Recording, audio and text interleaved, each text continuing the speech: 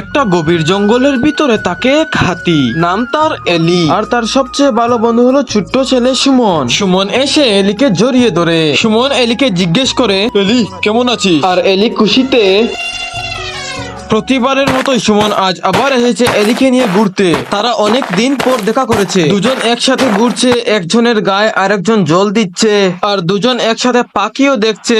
পাখিটা কি সুন্দর গাইছে, তাই না? আর হাতে খুশিতে মাথা উপরে দিয়ে ওরা দুজনে এমন খেলতে খেলতে চলে যায় এক গভীর জঙ্গলে, যেখানে এসে হাতি সুমনকে ছেড়ে জঙ্গল দেখতে যায়। আর এদিকে সুমনের উপরে আসে এক ভয়ঙ্কর বিপদ। আর এই বাঘটা থেকে সুমন চিল্লানি দেয়, এলি আমাকে বাঁচা, এলি আমাকে বাঁচা।